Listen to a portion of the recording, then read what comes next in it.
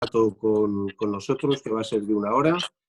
El tema de hoy son dudas laborales o jurídicas de los empresarios en esta situación que nos ha creado el COVID-19.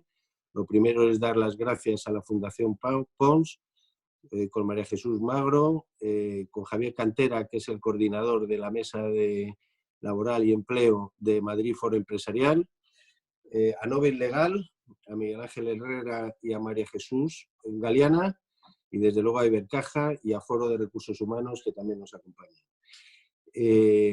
Bueno, quiero tener un recuerdo para esas 26.000 víctimas fallecidos que tenemos en España por el COVID-19, que se han marchado de la forma que se han marchado, y no quería dejarlo pasar este recordatorio. Bueno, una foto muy real de lo que tenemos ahora mismo en España es que hay 9 millones de trabajadores que no trabajamos, 21 millones de españoles que dependemos de la paga del Estado en esta situación. Un paro ya llega al 20%, y un dato que ha salido hoy es que tenemos el mismo número de empresas que hace 20 años. Hemos perdido en este mes y medio 130.000 empresas. Hoy, desde luego, vamos a hablar de todo el tema laboral y mercantil. Al final habrá un turno de preguntas que, lógicamente, va a coordinar Javier Cantera. Seguro que vamos a hablar de concursos de acreedores, del alquiler de locales, de ERTES, de duración de los ERTES. Y sin más, quiero dar la palabra, porque es 1 hora lo que tenemos por delante, a Javier Cantera, coordinador de la Mesa de Empleo de Madrid Foro Empresarial. Y muchas gracias por estar conectados.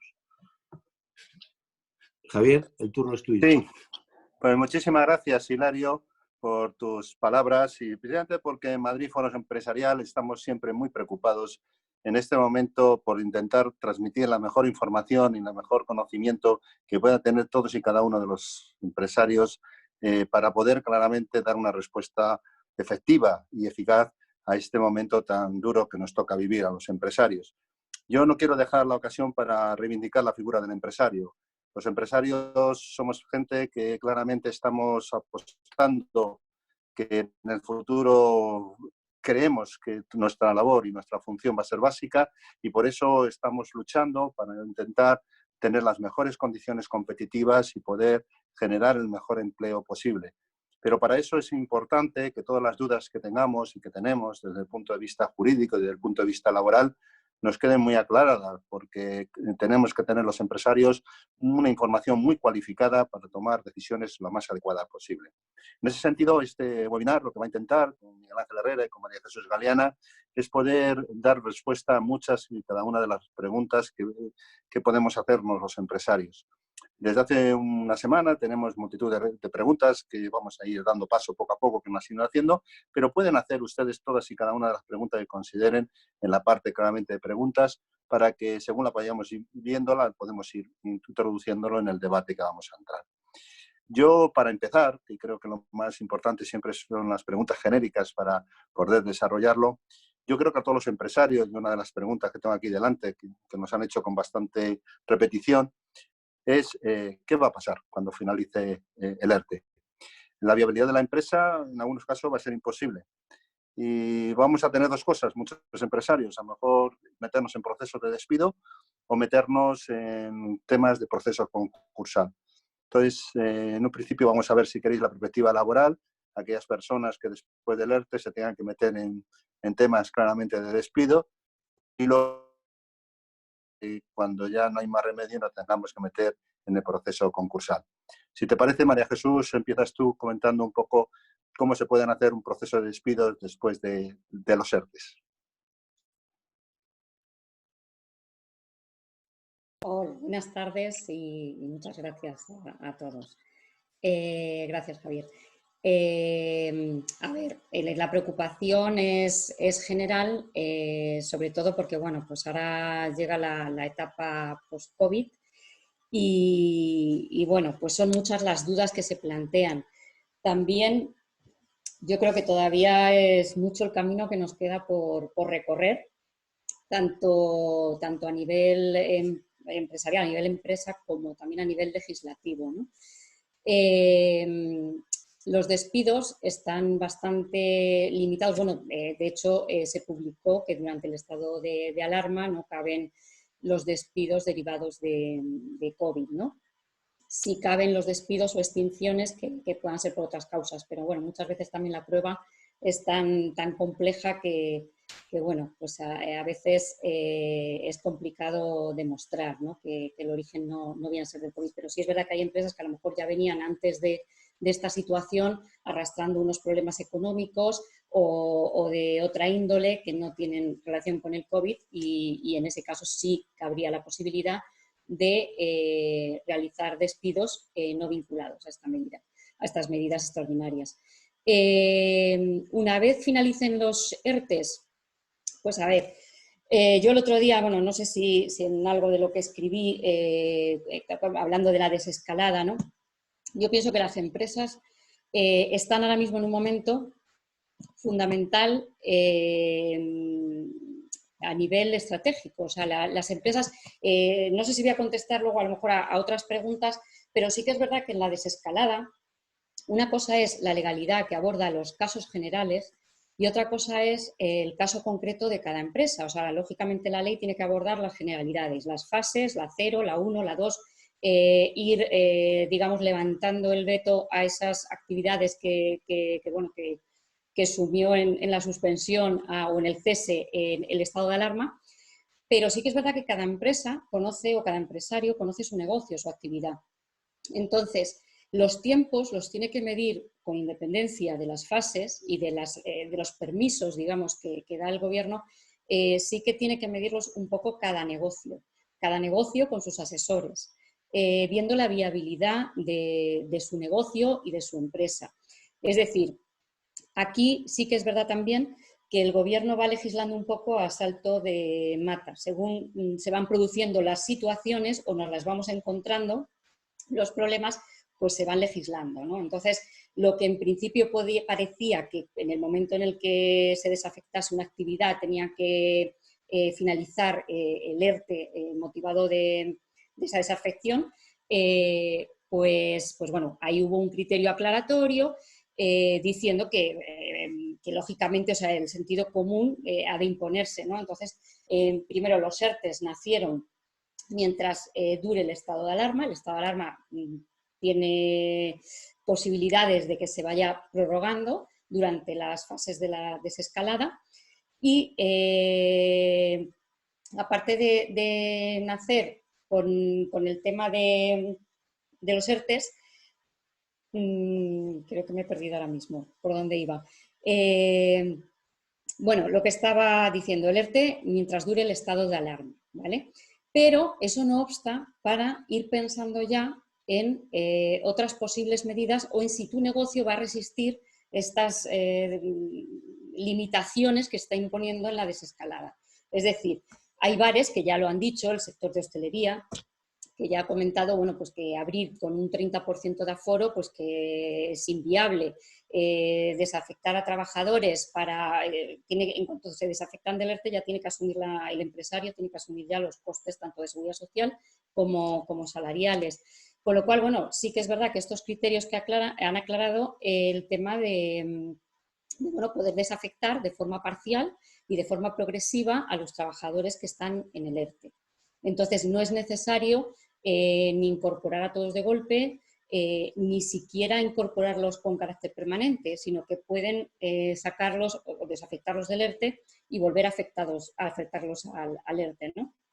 Han simplificado todos los trámites que se exigen para ello y bueno, pues es una forma, digamos, gradual que a lo mejor en la primera fase no puedes incorporarte o no puedes, pero cuando la empresa prevea que va a poder comenzar a tener ingresos, pues puede ir desafectando a los trabajadores.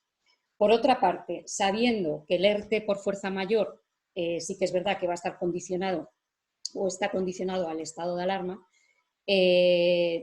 no hay ahora mismo obstáculo para que las empresas comiencen ya a valorar su viabilidad para después. O sea, si van a ser capaces de durante estos, no sé, mes y medio que más o menos se prevé que puede durar estas fases de desescalada hasta mediados, finales de junio, si van a ser capaces de poder volver a abrir y remontar, ¿no?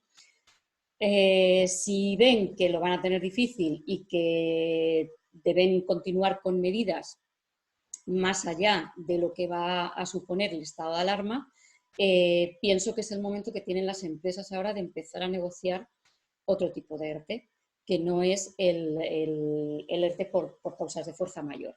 Es un ERTE, el ERTE top, que es el ERTE por causas económicas, técnicas, organizativas o productivas, que bueno, ¿qué es lo que permite? Bueno, pues a día de hoy, evidentemente, sería un ERTE también derivado por causas COVID, está regulado en el Real Decreto 8/2020 igualmente, en el artículo 23, y nos permitiría alargar la situación de suspensiones o de reducciones, poniendo ya los plazos la empresa. O sea, no teniendo el plazo del estado de alarma, que es como la espada de Damocles que está pendiente de todas las empresas, ¿no? De cuando se finalice el estado de alarma, finalizan los ERTEs.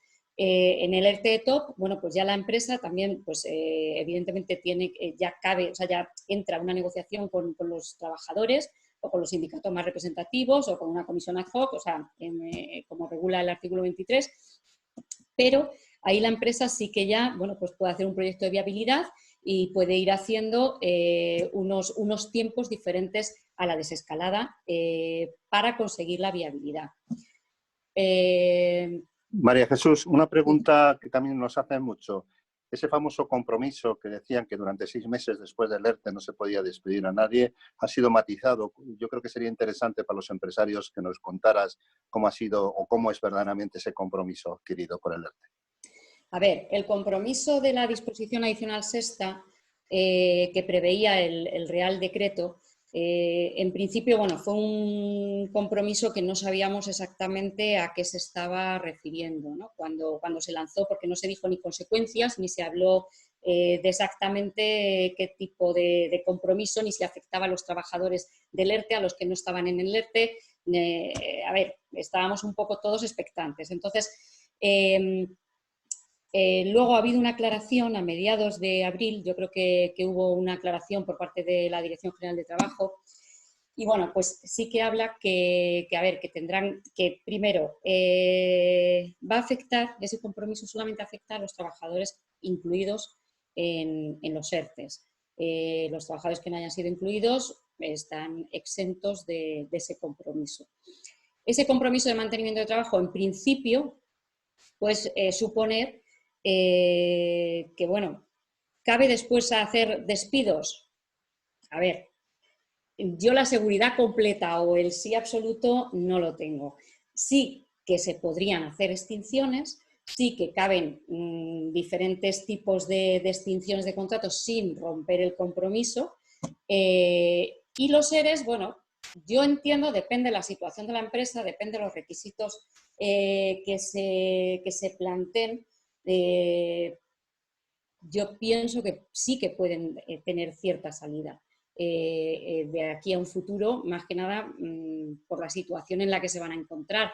Un ERTE top soluciona parte de los costes de las empresas, porque realmente después de un ERTE por fuerza mayor en la cual la empresa pues, disfruta, entre comillas, de la exoneración de la cuota empresarial, además de no abonar los salarios a los trabajadores, el ERTE top ya no disfruta, entre comillas, de ese beneficio de la exoneración de las cuotas. Entonces, a ver, el tema salarial es muy importante, las prebendas que da el SEPE o las ventajas que da el SEPE a los trabajadores también son muy importantes en el sentido del desempleo, de la prestación por desempleo, que bueno, que se puede alargar en el tiempo, en un ERTE top, pero sí que es cierto que ya el coste cero no existe. O sea, el coste cero en un ERTE top no existe. Y realmente, como bien habló el Gobierno cuando publicó el Real Decreto 8/2020, estas medidas, o sea, los ERTEs son básicas y principalmente son medidas temporales, no definitivas, que es un poco de lo que se trata, ¿no? O de lo que el Gobierno está insistiendo. O sea, ahora mismo el Gobierno está centrado en salvar la mayor parte de los puestos de trabajo que se puedan. Yo pienso que esas medidas vendrán más adelante. Ahora mismo, o sea, son medidas temporales con el compromiso y con el objetivo ahora mismo es salvar la mayoría de los puestos de trabajo. Evidentemente, en cuanto empiecen a venir concursos, que eso mi compañero Miguel Ángel lo tiene más claro que yo, en cuanto empiecen a venir concursos y demás, me imagino el gobierno tiene que afrontar las situaciones que se nos van Bien. Muy bien, María Jesús. Pues vamos a pasar a un tema que a ningún empresario nos gusta, ¿no? Y esto es como mencionar la bicha en el caso del empresario, que son los procesos concursales, ¿no?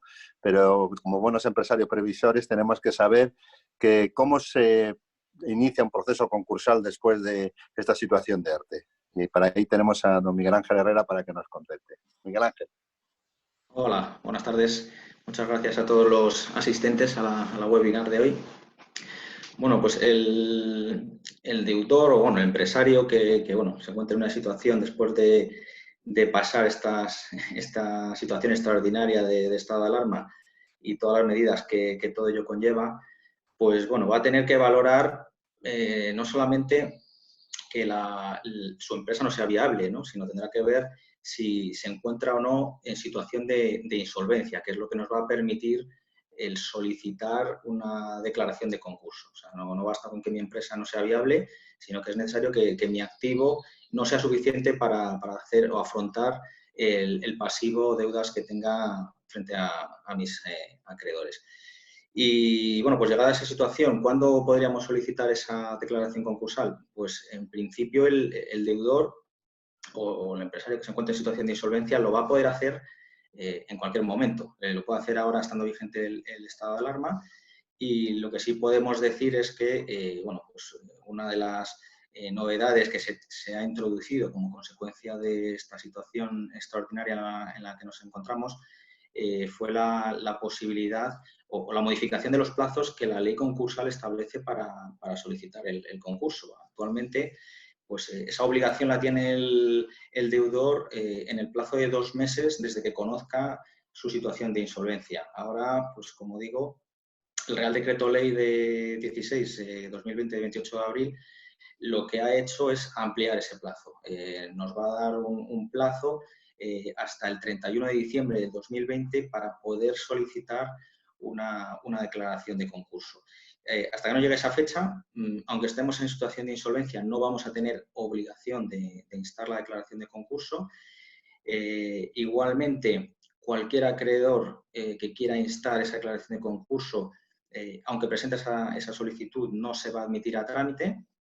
Con lo cual, bueno, vamos a tener, o los empresarios van a tener en este caso cierta protección o un cierto margen, que es lo que entiendo que pretende esta medida, para que durante todo este tiempo pues, puedan ver no solamente si su negocio es viable, sino si es posible que la situación de insolvencia en la que se encuentran puede ser solventada o durante este tiempo, si durante este tiempo pues, van a poder llegar a algún acuerdo con sus acreedores para facilitar el pago de todas esas deudas que pudieran dar lugar a una solicitud de concurso.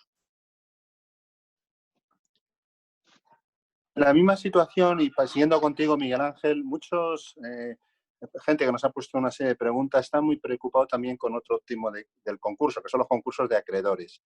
Y una pregunta en concreto me dice, ¿me pueden presentar un concurso mis acreedores durante el estado de alarma? ¿Qué opinas, Miguel Ángel? Bueno, mientras esté vigente el estado de alarma, no pueden presentar solicitudes de concurso los acreedores.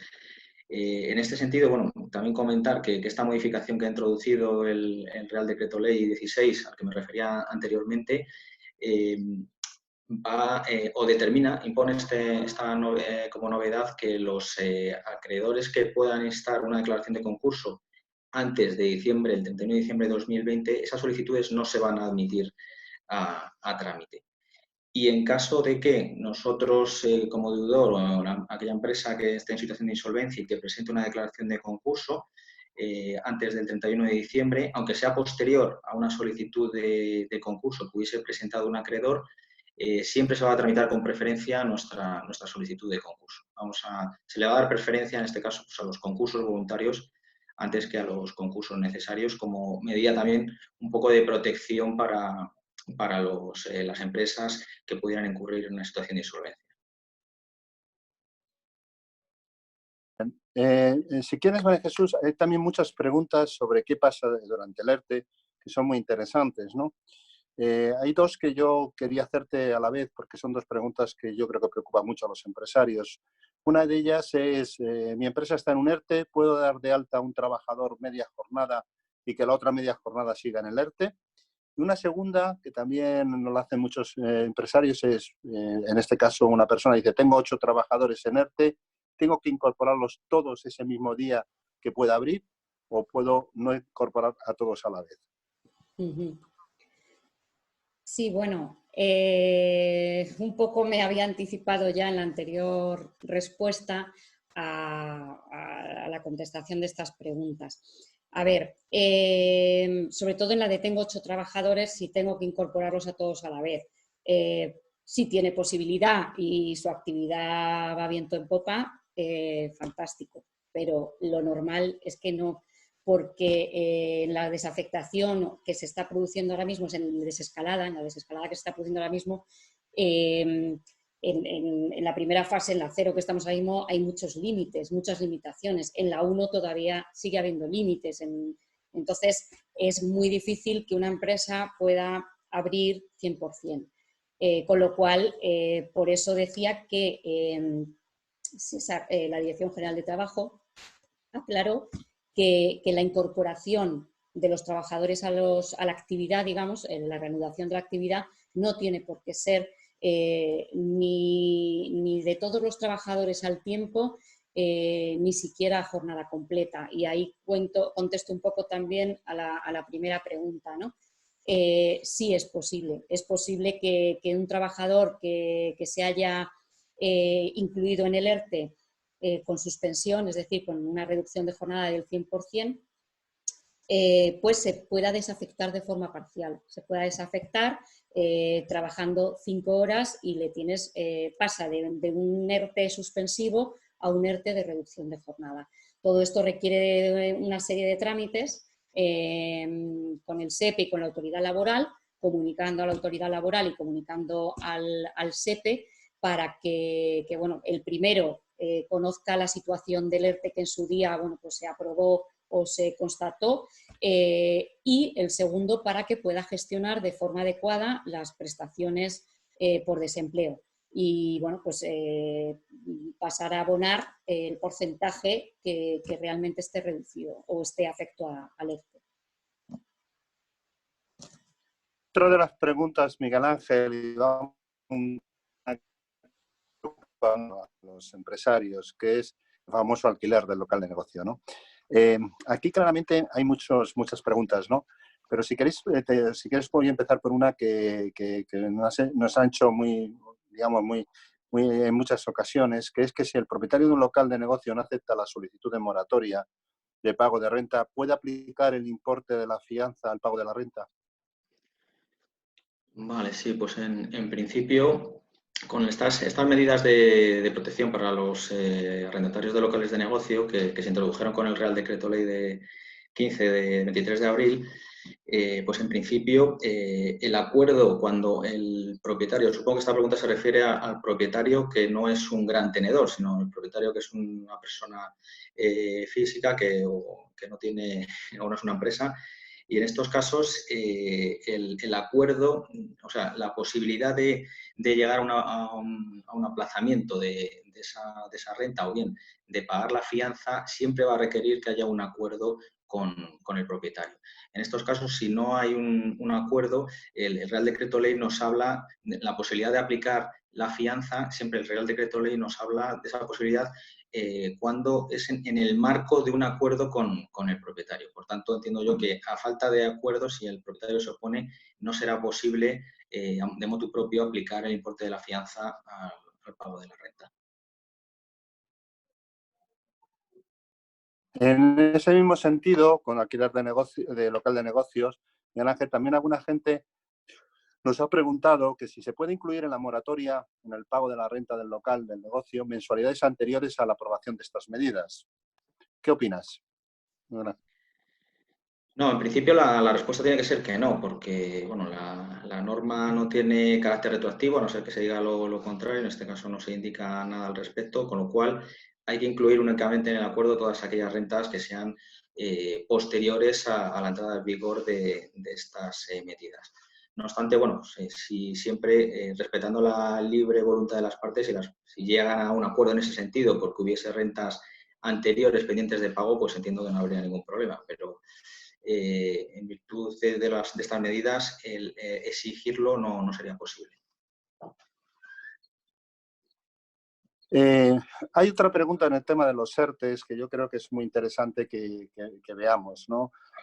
Jesús, que es el tema de que hay que comunicar y cómo los periodos de inactividad al SEPE cuando el ERTE afecta a algún trabajador en un porcentaje de la jornada. Esta es una pregunta realizada por José Antonio Aranda y, bueno, a mí me la han hecho muchos empresarios, ¿no? ¿Qué opinas sobre el tema, María Jesús? Sí, a ver, realmente la empresa en estas situaciones extraordinarias de estos ERTEs derivados del COVID, es la empresa la que tiene que hacer todos los trámites relacionados con la gestión del desempleo de los trabajadores, ¿no? Esto sí que también es extraordinario porque la empresa es la que a través de la solicitud colectiva gestiona y solicita, digamos, la prestación de esos trabajadores. Entonces, todos los cambios que pueda haber en esas prestaciones, todos los periodos de actividad o inactividad que vaya a haber y de los que estén afectados los trabajadores, es la empresa la que tiene que comunicarlos a través de una aplicación, o sea, el SEPE tiene una aplicación que es certificados. Entonces, a través de esa aplicación, con un archivo HMTL que viene en la página del SEPE, está todo el procedimiento dicho, la empresa lo comunica para que la entidad gestora, en este caso el SEPE, pueda proceder al abono de las prestaciones o subsidios que puedan corresponder a cada trabajador. Esto sucede tanto en los trabajadores que puedan estar afectados a tiempo parcial, lo que hablaba antes por ejemplo, ahora en la desescalada, si vamos desafectando poco a poco a trabajadores, pasándolos de suspensión a reducción, tenemos que ir informando al SEPE junto a la autoridad laboral, pero vamos, el SEPE como entidad gestora, de los cambios que se producen y los porcentajes para que el SEPE pueda gestionar esas prestaciones. También suceden los fijos discontinuos, los periodos de actividad e inactividad, también los tenemos que comunicar. Igualmente, en la seguridad social, a través del sistema red, en afiliación, también se comunica la inactividad a qué es debida y todos los periodos, pero es la empresa la que está. Ahora mismo el trabajador lo único que tiene que hacer es lo que le indique cada comunidad autónoma en relación con el desempleo, de darse de alta o no darse de alta como demandante de empleo. Lo demás lo está tramitando la empresa. Sí, María Jesús, otra pregunta que se hace mucha gente con el tema laboral de los ERTEs es, ¿hay alguna obligatoriedad de mantener el teletrabajo hasta una fecha determinada? Ya sabemos que se está diciendo desde el gobierno que hay que hacer teletrabajo, pero ¿tenemos alguna obligación hasta una fecha determinada o no hay una obligación? A ver, el teletrabajo, iba a decir nació, realmente el teletrabajo se ha impuesto como una forma de mantener el puesto de trabajo siempre y cuando la actividad lo permita y siempre y cuando se pueda teletrabajar y existan los medios para ello, adecuados para ello. En este momento había empresas que ya venían realizando el teletrabajo de una forma ordinaria o habitual, con lo cual digamos que ese sería como otro régimen del teletrabajo y este teletrabajo viene impuesto, digamos, por las medidas de prevención. O sea, realmente fue una de las primeras medidas que se implantó y se recomendó por parte del Gobierno y luego en el Real Decreto 8/2020 pues es la primera medida a la que aluden, ¿no? La preferente entre todas las demás, ¿no? Siempre que sea posible mantener el teletrabajo.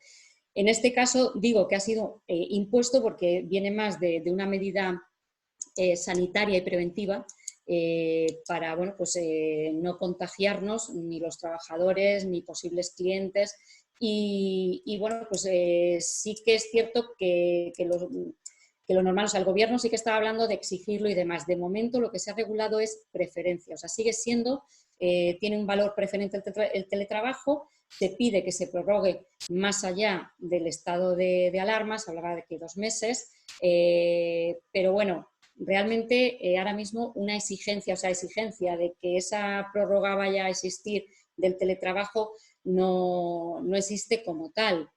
Sí es una recomendación, o sea, es una recomendación por parte del gobierno y por parte de los bueno, sociedades de prevención y por parte de sanidad. Muy bien. Miguel Ángel, hay una pregunta de Ana María Moore que dice que ¿qué medidas especiales deben adoptarse desde el punto de vista del compliance y la protección de datos en esta situación? Sí, bueno, al respecto, indicar primeramente que en materia de compliance y de protección de datos, la promulgación de este estado de alarma no ha implicado, como en otras materias, como por ejemplo en concursal, el que se adopten disposiciones normativas específicas o especiales para esta nueva situación, con lo cual se siguen aplicando las mismas normas o sigue vigente las mismas medidas tanto para compliance como para protección de datos. No obstante, sí que es verdad que esta situación excepcional del estado de alarma ha dado lugar también a una serie de supuestos o también de situaciones que tienen una especial incidencia tanto en compliance como en protección de datos. Por ejemplo, a nivel de compliance, uno de los riesgos que ahora es aún más evidente puede ser pues, el riesgo que hay ahora de que los empresarios o empleadores puedan infringir su obligación que tienen de velar por la salud y la seguridad de los trabajadores. Y en tema de protección de datos, pues también está de actualidad estas situaciones de toma de temperatura de trabajadores que asisten a centros de trabajo o de propios clientes que acceden a locales comerciales y que bueno, se trata de toma de datos que afectan a la salud de las personas y son datos especialmente sensibles y que afectan, están regulados por la legislación de protección de datos.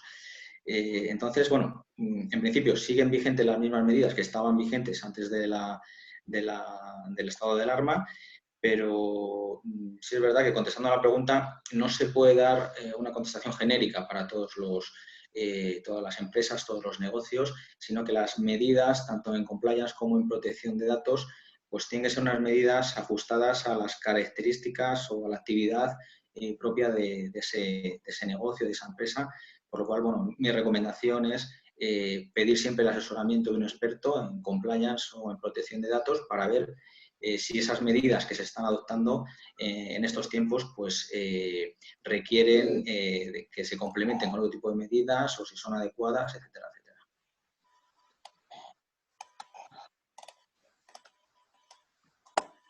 Hay otra pregunta que es un poco peculiar y también te la hago para a ver si me puedes dar una contestación. Miguel Ángel dice, el sector del escape room es desconocido, no tenemos un epígrafe claro y me pregunto, ¿cuándo podemos abrir y qué medidas tomar? Bueno, pues intentaré contestar a esa pregunta. En principio, bueno, sí que es un sector, se puede considerar como peculiar y difícilmente encuadrable en un sector determinado. Y bueno, pues a día de hoy no sabemos, no se puede dar una contestación en qué momento van a poder empezar a funcionar y bueno, yo creo que habrá que esperar por lo menos a la fase 2, en el momento que se abran en general pues, todos los locales comerciales y todos los negocios. Lo único que, bueno, como hemos visto, estas fases de desescalada en principio están previstos que duren 2 semanas, cada una de esas fases, aunque no vamos a ir todas las provincias a la par y bueno, pues no podemos dar una contestación de en qué momento. Y respecto de las medidas que habrá que adoptar, pues seguramente una de las principales medidas, limitación de aforo, la obligación de utilizar pues, medidas como las mascarillas, guantes, etcétera, pero habrá que estar a lo que en su momento, cuando se inicie esta fase, digan las autoridades sanitarias de las medidas que hay que adoptar en relación con ese tipo de negocios. Muy bien. María Jesús, hay una pregunta que le hacen muchos empresarios, porque muchos empresarios estamos aguantando muchas empresas sin hacer ERTEs, porque claramente tenemos mucha vocación de empresario e intentamos aguantar, ¿no?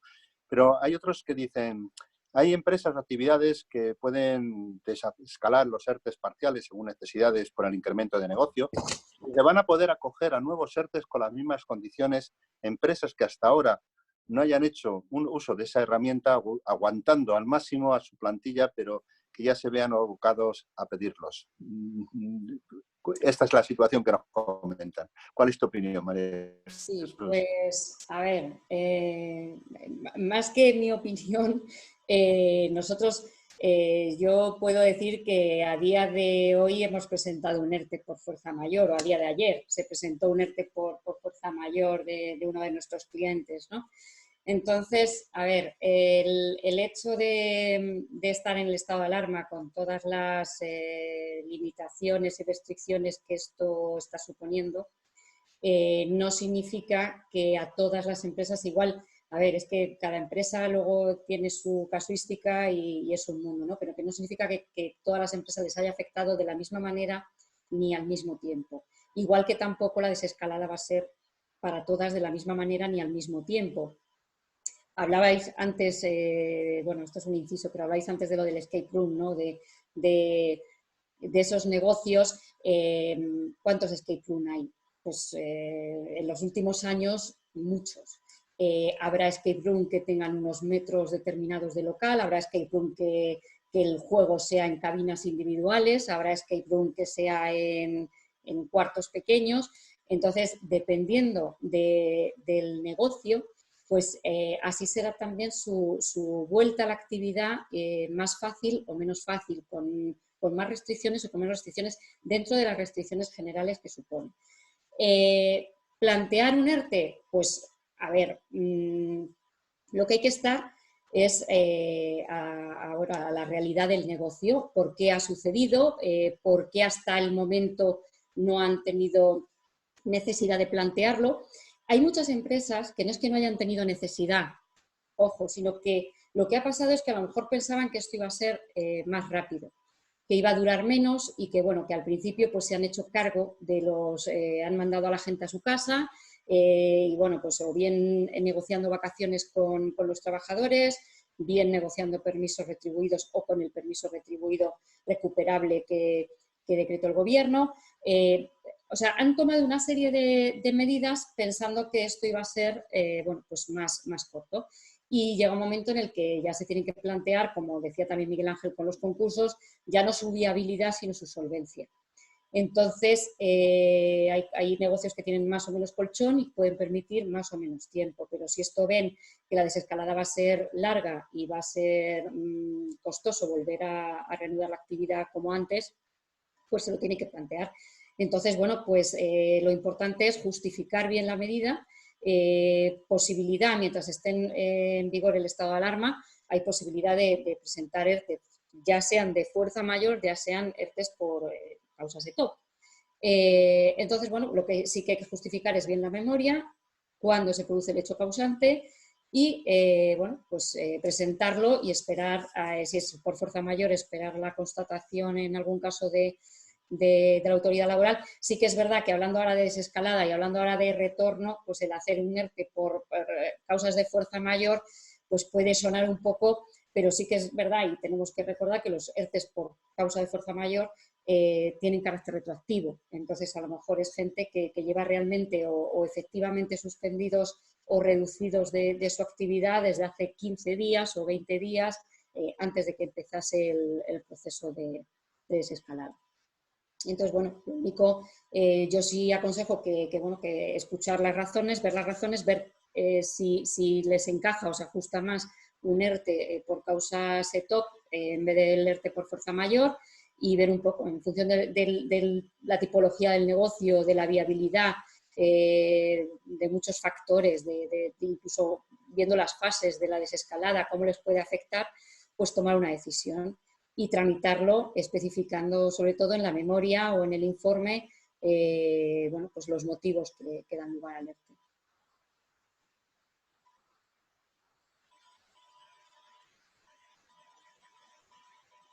Javier.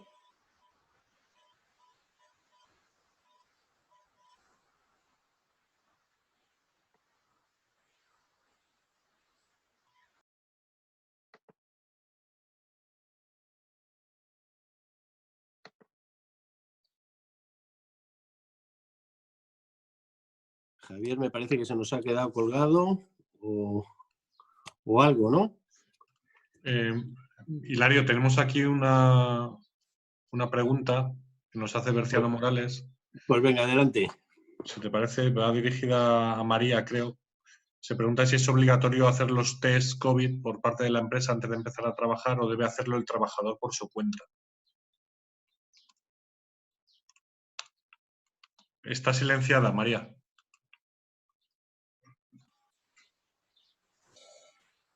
A ver, en cuanto a los test o a las pruebas, o sea, a ver, esto es una pregunta más del tema de la prevención de riesgos laborales o de las medidas sanitarias. Los test en muchas empresas, han introducido el hacer este tipo de pruebas a los trabajadores. Y bueno, muchas mutuas de prevención nos están llegando, de hecho, nos están llegando ofertas de mutuas de prevención que se ofrecen a las empresas a realizar test a sus trabajadores para bueno, pues según se vayan incorporando, que sea más segura, digamos, la desescalada o la incorporación a la reanudación de la actividad. Obligatorio no es, desde luego, porque, vamos, a la vista está, si fuera obligatorio ya no la tendrían que hacer a todos, ¿no? Pero bueno, sí que hay empresas que las están haciendo a los trabajadores y hay otras que no. Es una medida. Luego, hoy o ayer, estaba escuchando que el hecho de hacer un test a una persona asintomática no significa que no lo pueda contagiar dentro de una semana, con lo cual no sé hasta qué punto, ya me refiero a nivel, o sea, aquí ya me meto a nivel médico, científico, técnico, que desconozco absolutamente, pero bueno, que nos han confundido, yo creo que tanto acerca de los test, de si era necesario, de si no era necesario, de si es obligatorio o no es obligatorio, de los tipos que hay, de los que realmente son fiables o no. Que no sé, llegado a este punto yo creo que puede ser una medida más que tiene la empresa a su disposición conforme a la ley, conforme a la prevención de riesgos laborales y que muchas mutuas se ofrecen por precios económicos a realizar los test, pero yo pienso que las medidas más efectivas y son las que repite el Gobierno y el Ministerio, las autoridades sanitarias constantemente, es la distancia, el distanciamiento social, el realizar turnos al volver a la actividad de trabajo, el facilitar equipos de protección en el sentido de mascarillas o guantes y geles hidroalcohólicos. Ventilar bien las instalaciones y desinfectarlas, tener una labor de limpieza escrupulosa con las lejías o productos que ha recomendado Sanidad. Básicamente esas son las medidas que se están observando en las empresas. Muy bien, María. Javier, no sé si ha vuelto o no. Parecía que sí, pero... Sí, ya. Sí. Ya está. Acabo de volver. Parecía... Ya estoy. Pues venga, todo tuyo. Perdonad, pero se ha interrumpido. Bueno, pasamos si queréis a Miguel Ángel a que nos comente un poco más específicamente el tema de concursos de acreedores, ¿no? Miguel Ángel, otras preguntas que me han hecho es recomendable agotar los plazos para solicitar la declaración de concurso? ¿Qué medidas son recomendables adoptar antes de presentar la solicitud de concurso de acreedores? Bueno, muy bien. Como decía anteriormente, pues ahora se ha establecido pues, un plazo para solicitar el concurso, habría de plazo hasta el 31 de diciembre de este año. A ver, en principio la experiencia nos dice que no es recomendable agotar los plazos nunca para solicitar un concurso cuando se está en situación de insolvencia. El dilatar la solicitud, pues la experiencia nos dice que lo único que provoca es agravar la situación de insolvencia del deudor y además que, bueno, hay que tener en cuenta que uno de los principales objetivos que se persigue con el concurso es pues buscar en primer término la viabilidad o la continuidad de esa actividad empresarial o profesional a través de un convenio con sus acreedores. Por tanto, aunque tengamos todo este plazo, aunque se haya ampliado el plazo de 2 meses que nos daba la ley, en principio habría que decir que no sería recomendable el ampliar estos plazos. No obstante, y en contestación también un poco a las medidas que se pueden adoptar antes de solicitar el concurso, bueno, entiendo que una de las finalidades que se persigue con esta prórroga en la obligación de solicitar el concurso, pues como decía anteriormente, no es otra que permitir a todos los empleadores, empresarios o profesionales que tengan algún negocio, pues darles un pequeño respiro, darles un poco más de margen para que puedan comprobar si durante todo este tiempo, una vez que vayamos volviendo poco a poco a la normalidad, pues pueden levantar sus negocios y, bueno, pues en caso de que haya una situación de insolvencia, pues que puedan llegar a superarla, ¿no? Y en ese sentido, bueno, pues este tiempo que vamos a tener hasta diciembre para poder solicitar el concurso, pues bueno, se puede utilizar por parte de todas aquellas empresas que se encuentren en situación de insolvencia, pues para intentar llegar a algún tipo de acuerdo con sus acreedores a la hora de pagar esos créditos, que yo creo que pues, bueno, pues muchos de los acreedores preferirán llegar a un acuerdo, a ofrecer un aplazamiento de pago antes que verse inmersos en un procedimiento concursal.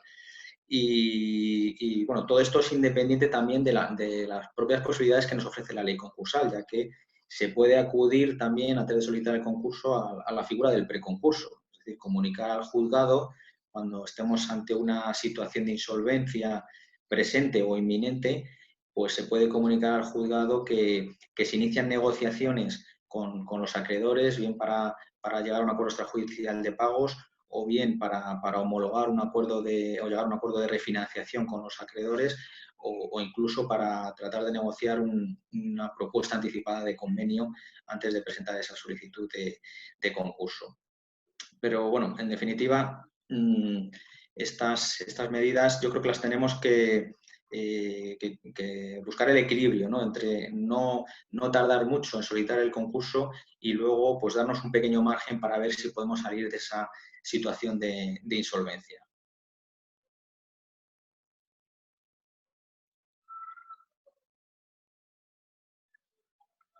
Sí. Javier creo que se ha vuelto a quedar.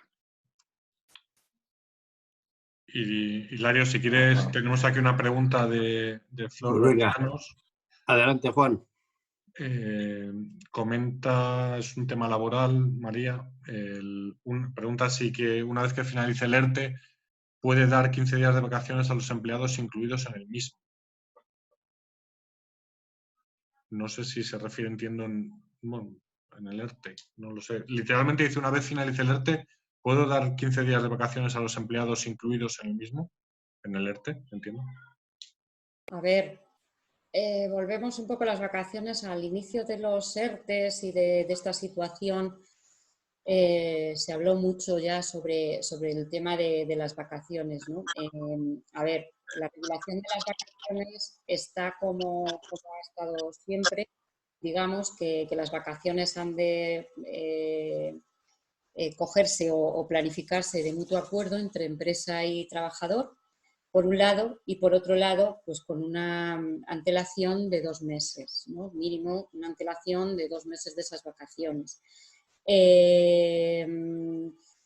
el hecho de cuando termine la situación dar 15 días de vacaciones, a ver, depende cómo sea el ERTE, depende si es un ERTE suspensivo, pues no está generando el trabajador vacaciones durante la duración del ERTE.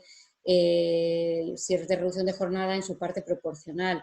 Entonces, pues supongo que tendrán que ser de mutuo acuerdo las vacaciones como siempre y con antelación.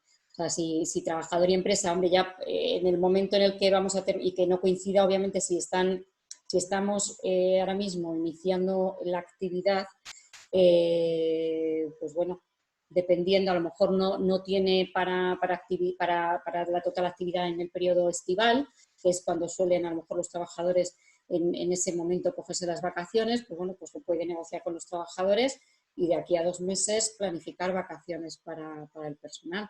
Pero de forma unilateral, no.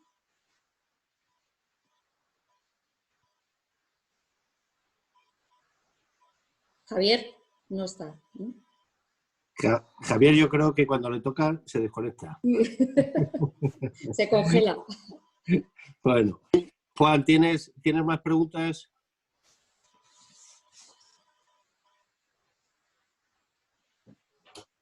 Bueno, María, pues te pregunto yo, que está relacionado también con las vacaciones y con el ERTE. Si cuando se declara el ERTE o el estado de alarma, que prácticamente es el mismo día, tengo gente de vacaciones, ¿le deja de contar los días de vacaciones?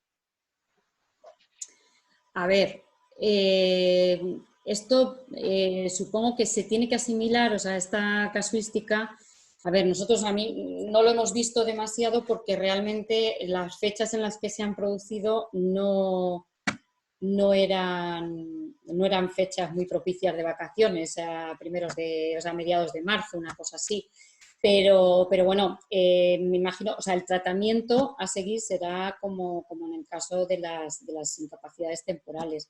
O sea, lo que es el periodo vacacional es esto ya por el Tribunal de Justicia de la Unión Europea, o sea, por jurisprudencia europea, el disfrute, o sea, las vacaciones están para ser disfrutadas. Entonces, igual que cuando un trabajador comienza las vacaciones y bueno, pues, antes de comenzar las vacaciones tiene periodos de incapacidad temporal y demás, hay mucha jurisprudencia que se dice que, bueno, que cuando un trabajador está en incapacidad temporal, lógicamente no tiene la libertad de poder disfrutar de esas vacaciones, sino que está enfermo. Entonces, no le deben computar como periodo vacacional.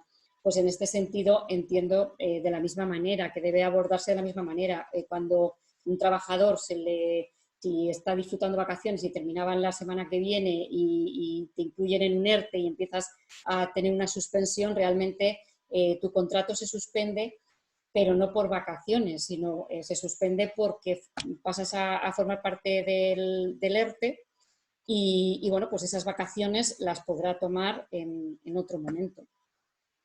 Igual que si se han perdido vacaciones en este periodo, o sea, vacaciones, no tanto vacaciones, sino como que diga la empresa, pues en la semana de Semana Santa siempre la daba, ¿no?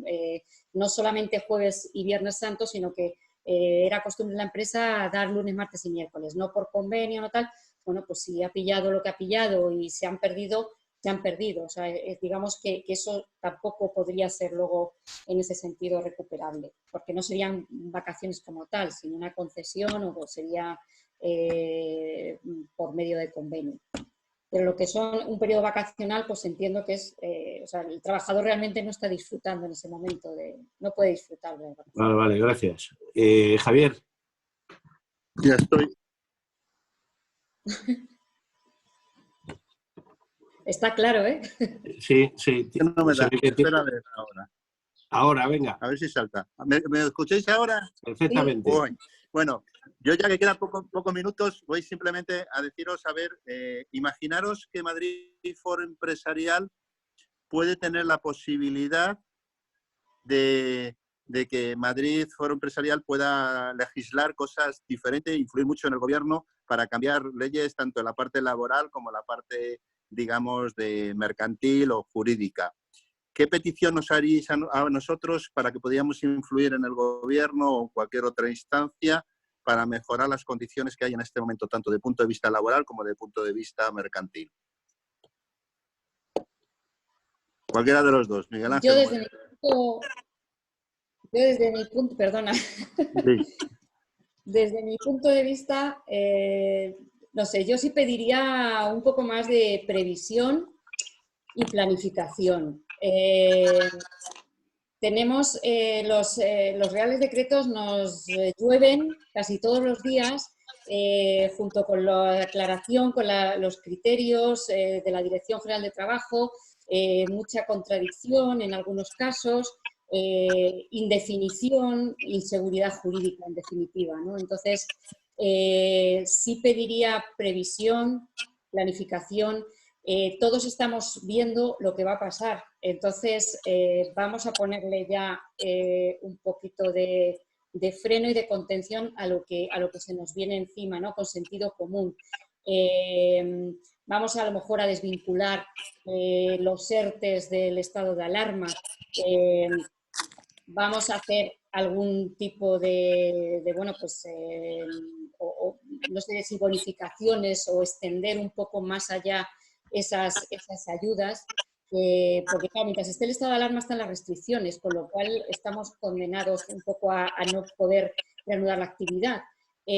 Pero por otro lado, en cuanto se acabe el estado de alarma, todo lo que está ligado a ello decaerá, con lo cual se nos viene el mundo encima a las empresas, ¿no? Entonces, yo diría planificación y anticiparse con sentido común a lo que va a venir y, bueno, pues medidas que realmente puedan dar con la viabilidad futura de la actividad, que sean más reales.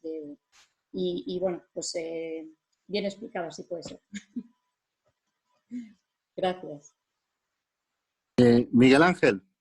Sí, bueno, yo un poco reiterar lo que ha dicho María Jesús, ¿no? Estamos en un momento en el que son constantes las medidas y modificaciones de esas medidas que se hacen. En el ámbito concursal, por ejemplo, al principio empezamos concediendo una prórroga para solicitar estas declaraciones de concurso de 2 meses, ahora se ha ampliado de nuevo hasta 31 de diciembre, entonces, bueno, son constantes modificaciones que pues a muchas empresas yo creo que les está generando una situación, una sensación de inseguridad jurídica. Entonces, quizás pues es